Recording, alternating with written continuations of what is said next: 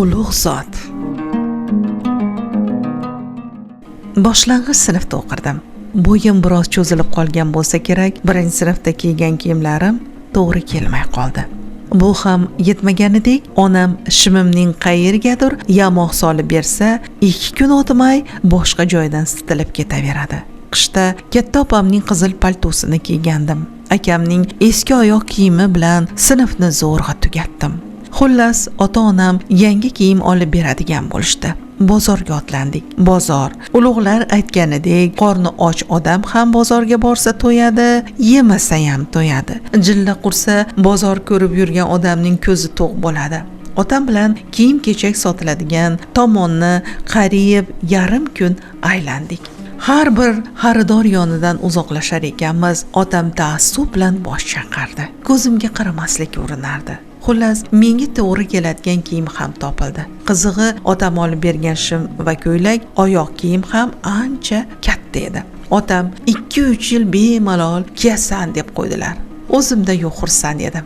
Erta-indin maktabga borib, sinfdoshlarimga maqtanishni dilimga tugib qo'ydim. Keyin bozordan chiqarkanmiz, dimog'imga gup etib taomlarning hidlari urildi.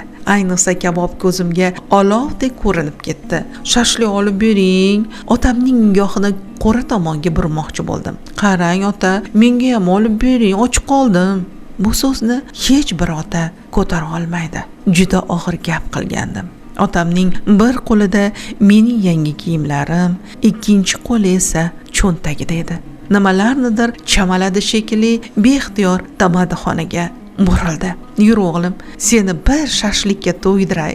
Balki kenja farzand bo'lganim uchundir, otam biror marta iltimosimni yerda qoldirmagan. Oshpaz amaki bitta shapati non va 2 dona sixda kabob olib keldilar. Likopchada piyoz ham qo'ydi. Men dastlab hech narsaga e'tibor qilmay, oldimga qo'yilgan taomni shoshilgancha yeya boshladim. Bitta sixini tugatgach, biroz nafsim qondi shekilli otamga yuzlandim. Siz yemaysizmi? Yeyaver o'g'lim, mening qornim to'q. Sening yeganing mening yeganim. Otam shunday dedi-yu, shapati non bilan piyoz chaynab o'tirardi. Kabobni oxirigacha tugatdim. Otam esa achchiq piyozni nonga qo'shib yedilar. Bilasizmi, yillar o'tsa-da bu voqeani negadir esimdan hech ham chiqara olmadim. Otam bilan bog'liq o'sha voqeani yuragim ezilib eslayman.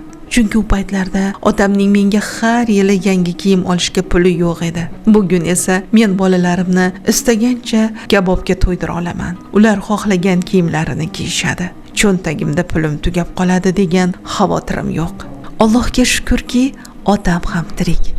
Yaqinda o'sha bolalik iztiroblarimni eslab, otamga kabob olib bermoqchi bo'ldim.